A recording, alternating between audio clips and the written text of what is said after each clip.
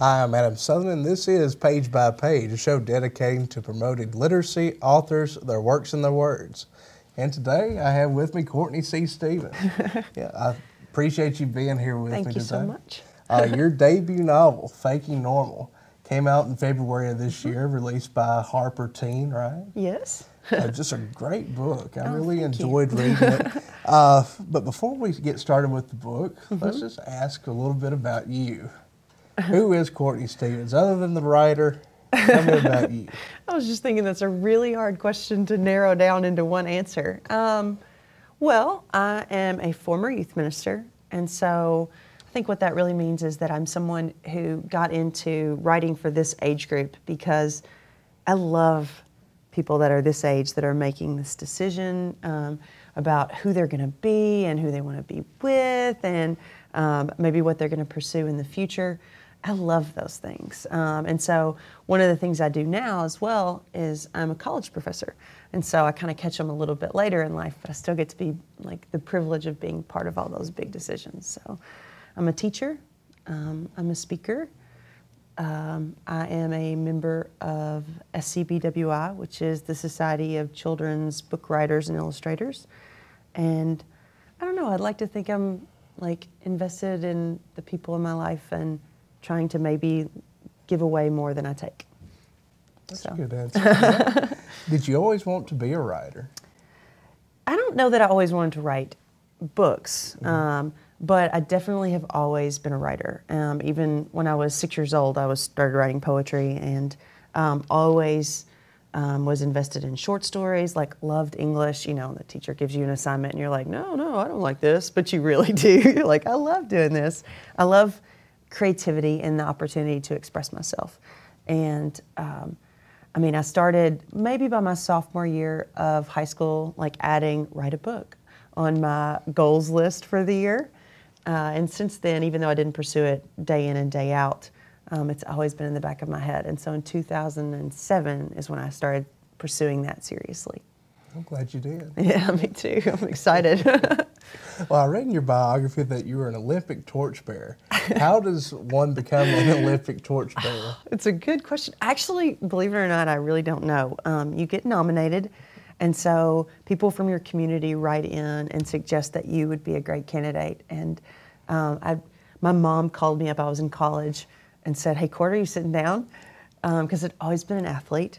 And it was a dream to be an Olympian at some point. And so even though I didn't make it there as an athlete, for her to call me up and say, hey, you're going to get to have the Olympic flame in your hands, even just for a second, huge, huge honor. So it was a great, great day. How far did you get to carry it? Oh, not very far. I ran it in Memphis, and it's like 3 to 4 blocks. You know, they run it across the country, and so they honor all kinds of different people and let them be part of that. And so they say that the flame jumps, and it does. I was like waiting for that moment because you don't like touch every flame. Every torchbearer has their own torch, and so like you get pretty close to them and you lean your torch toward them, and they lean their torch toward you, and the flame just jumps from one place to the other. It's pretty awesome. Sounds awesome. Yeah. Well, let's go ahead and get started with your book, Faking Normal. Okay.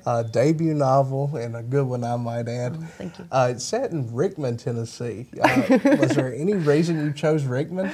That's kind of funny. I didn't know it was a real town. I was just making up like places. And then later on, after the ARCs went out, the advanced reader copies, a reader that I know and love, he tweeted me and was like, hey, Rickman is only 5 miles from me. I was like, whoops. I really didn't know that it was an actual town. And so I just I wanted it to have a ring of Southern to it. I mean, not that Tennessee doesn't, but I wanted all the names to kind of fit with this area and to not stray from that. So. I'm glad you chose Rickman and Yeah. Tennessee, but it could have been any small town. It could have been. The book is really the story of Alexei Littrell, and it's her story. And tell our viewers, who is Alexei Littrell and what made her who she is today? Let's see. Alexei Littrell is a student in a small town, and unfortunately, she has had a really, really hard summer right before this book begins. And so it's one of those kinds of occurrences, and I want to kind of guard this secret carefully here because that's who she is. She's someone who guards her secrets. And even though she has people in her life that she could trust because she has a wonderful family, she has a mom and a dad who love her and care about her, and a sister who cares about her. Like most teenagers, there's things that she holds tender to herself. And I think she thinks that giving them away would make people pity her, and they would make people feel sorry for her. And she, as much as this has changed her, she doesn't want anyone to see her be changed. And she is a person who values her friendships, but also, I think, feels a little bit like most high schoolers do in that she feels on the outside of even her two best friends. Like, they're better friends with each other than they are with her. And so they're not even a logical choice. And so her path really changes when she meets Bodie Lennox. And not that he hasn't been around or been a part of her history, but they were not friends. These are two characters who have previously only shared next door lockers and homeroom. And when she steps out at his funeral and goes out to, at his mom's funeral, and goes out to meet and talk with him, things begin to change, not just for him, but for her when she reaches out in friendship. Right. Yeah. And you mentioned Bodie. He's just really one of the pivotal players in the book. And what can you tell us about him, a little bit more about him? Well, I mean, Bodie, like Alexei, has been through this horrible tragedy. He is a family member who has been drastically affected by domestic violence.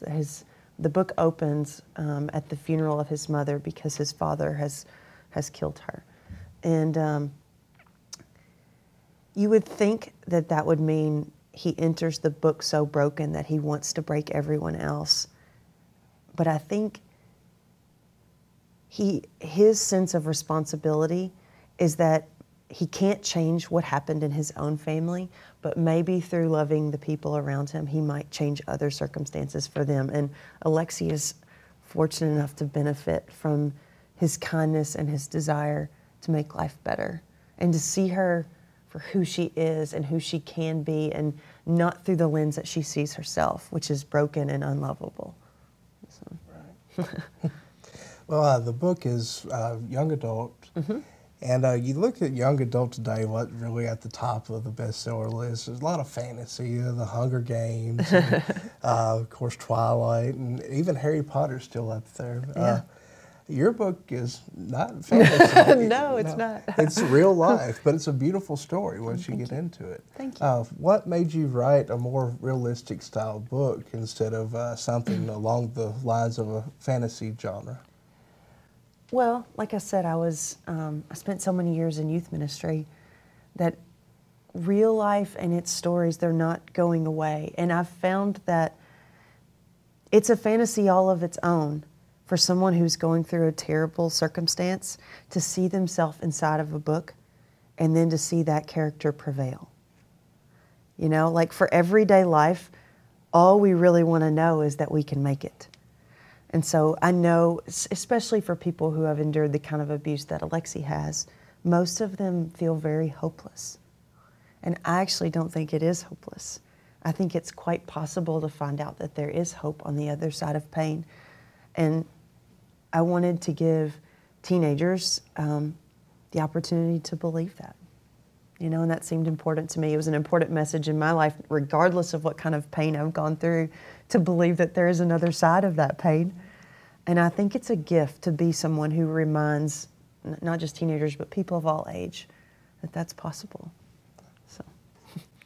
Well, reading the book, there seem to be several recurring themes throughout the book, and one of those was a phrase, actually, channeling brave. Yeah. So can you define that for our viewers? Sure. I'm so glad you asked this, because this is like my entire mantra for life. But so I even have all kinds of swag that says channel your brave.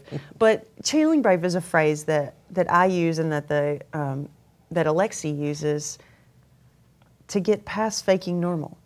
Like faking normal, and when I think about it, and most people kind of understand the basic definition of it, but you know, you've had a really terrible day and somebody says, how are you doing? And you automatically go, fine, okay. You know, like, and you just let that question like roll right over you like no one even asked it, because you don't want to share who you are and what you are with just everyone. But channeling brave, I think it's saying I have all of the brave I will ever need inside of me to get through anything I might face. And so like to get through faking normal, you just kind of have to seize this moment of bravery and go with it, you know? And the reason I have my swag that says channel your brave is because I tried to decide if Alexei could say one thing to all of the readers that she meets, what would she say? And I think that's what she would say. She'd look at them and say, channel your brave. Like, you can do this. You can make it. That's awesome. Another one of those themes was music, well, especially lyrics. Yeah. The readers, whenever they pick up a copy of your book, they'll find out about Captain Lyric. Yeah. And, tell them about the music in the book. Well, early on in the book, Alexei says that, you know, maybe music is the true language of grief. And that, like, I really believe music is such a universal language, just in general, for all of us. And the role of music in the book was to actually create a positive storyline. Like, this is such a thick topic and such a heavy subject matter that I wanted to make sure while that storyline kind of emotionally arcs down and then back up again, I wanted to give readers a parallel to that. And so the role of Captain Lyric is to kind of take readers on this ride rather than this dip. And so to give them something to be excited about finding out. You know, there are two questions in the book. One is who hurt her, and it seemed like a really good decision to parallel that with, but who helps her? And music helps her. It helps her heal, but it becomes the gift that another character in the book, who she calls Captain Lyric, gives her through her fourth period desk. He writes in pencil and she writes lyrics back to him. So there's just kind of little gifts for the reader and for Alexei. Were these all original lyrics? Yeah. Wow. Yeah. I actually spent a long time songwriting with a friend of mine before I ever got into writing full-length novel stuff. And so when I wrote the first draft of the book, it was not original lyrics. It was just like a very wide array of music that I wanted to showcase throughout it. But I got to talking with my agent, and she said that more than likely, if we sold the book, that there would be copyright issues. And she suggested that we draft a second version of the book that had all original lyrics, which was fine by me because I actually had a bunch of original lyrics. So I just started pulling those out and inserting in ones that I'd written over a period of time. And so they're all unique to the book, but unique to me as well. That's pretty cool. Yeah, thanks. Maybe we can have the Faking Normal CD along with it. There actually is, if I can plug a friend of mine, the only real artist in the book, all the other artists are made up, is C.J. Schooler.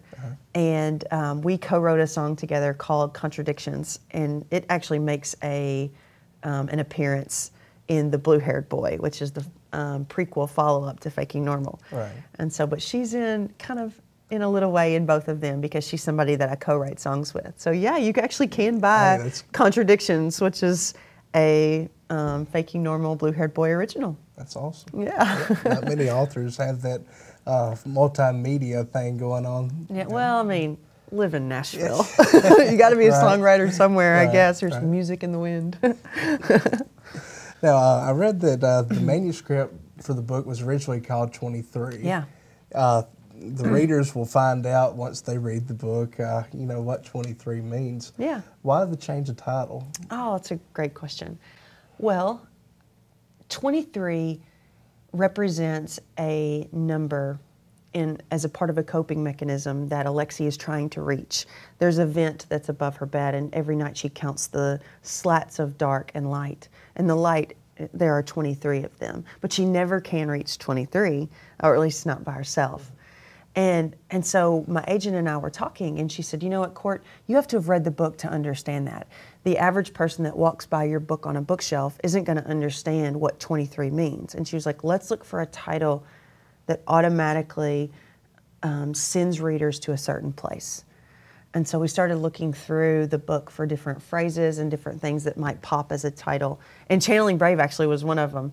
But overall, I'm so glad we picked Faking Normal because that's the starting place. And I can't tell you how many people, like, they hear the title and they're like, oh my gosh, I do that all the time. You know, and I think we do know just instinctively as part of our humanity that, you know, we cover things up. We don't mean to. And so I think it strikes a chord that I'm really pleased with. And so hopefully it ends up in more people's hands that need it because of that. Right. Well, if nothing else, what would you like the readers to take away from the book? I think one of my favorite things about the book is that it resituates some notions that most people who have been through abuse seem to have taken on as their own mantra, and that is that they think everyone out there wants to hurt them. And they look at people like they're going to be takers. And I actually don't think at all that everyone is a taker. I think there are absolutely some givers out there. And no matter what your life situation has been, and no matter how many people actually have taken from you in the past, I don't think it's fair to look at humanity and say, no, you're a taker and you're a taker and you're a taker. I think it's a little bit better to open our eyes and open our mind to the possibility that, no, that person's actually here to give. You know, and that's really what the character of Bodie stands for in the book, that he's not going to be the person that comes to her and says, I'm here for another piece of you. He's more the guy that's going to say, I'm going to hand you back the part of your, you know, your soul or your heart or just you that's been broken. And you're going to learn to kind of stitch that back up because I'm going to stand beside you. You know, and I would love for readers to walk away with that, going, I can do this. And it's not necessarily that I can keep people from going through pain. I can't. Pain is universal. But the people we surround ourselves with after we've been through great pains, that we have control over. And I hope for everyone who's been through something difficult that they'll make sure they put themselves around people that love them and help them see themselves as the best version of themselves. So that's probably my takeaway. That's a powerful message. You've mentioned a little bit about the blue-haired boy. Can you tell us a little bit more about that? Sure. So my editor suggested that when people finish Faking Normal that they would probably appreciate a little more from Bodie. And she wanted me to look at a story that would come before Faking Normal and maybe just give us a piece of him we didn't have. Because it is told from Alexei's, Faking Normal is told from Alexei's point of view. So you do miss out on some of the things that are going on in his head. And we kind of wanted a window to his soul. And so we went back and we wrote kind of an epic bus trip to how he became the Kool-Aid Kid, because he has a label in high school. And we couldn't use Kool-Aid Kid because of trademark. But so he's the blue-haired boy. But it's how he becomes that person who I think one day will be the person who knows how to stand next to Alexei. So that's kind of his story. Well, that came out in March of this year, right? Yes, March 4th. It was 1 week after Faking Normal came out. Okay. Is that available in print or on Kindle only? It's a Harper Impulse title, which means it's only a digital download, but it's only $1. And so if you want an introduction to the book, you can read them in any order. Then you can try out the writing and see if you like Bodie for a pretty good price. Yep. Price is right, for sure. Yeah. What's next? Oh, good question. Well, I just turned in book 2 right before Faking Normal came out. So the second book in my contract, it's not a follow-up to Faking Normal. It's another standalone contemporary realistic piece for young adults. Okay. So, yeah, that's what's next. Looking forward to it. Yeah, thank you. Before we leave, I always like to ask my guests, Okay. What advice do you have to anyone wanting to be an author? Well, let's see. I have multiple pieces of advice. I guess one, Gary Paulson says, read like the wolf eats. Well, I love that coming from him, but I think reading is primary to anyone who wants to be a writer. I think the next thing is join a professional organization. And I would absolutely recommend Society of Children's Book Writers and Illustrators, which is scbwi.org. They are wonderful. I can mark the day that I went from being a hobby writer to someone in pursuit of a new profession by the day I joined SCBWI. And I think mainly because the community of people there is so knowledgeable and so helpful. But the other thing is it's how I met my critique group. And it's so hard to sit in a room and write and have any perspective on your own work. I think taking it to the next level is always about, it's like sports. You have to write with people that are better writers than you. And they often shape your work in such a powerful way. And I found that to be true. It's how I met my agent. It's ultimately how I got my editor and my book deal. So I would say that for sure. That's great. I appreciate you being with me today. Thank you so much for having me. Down to Columbia. And appreciate y'all watching. This has been Page by Page. Visit your local library and keep reading. Thank you.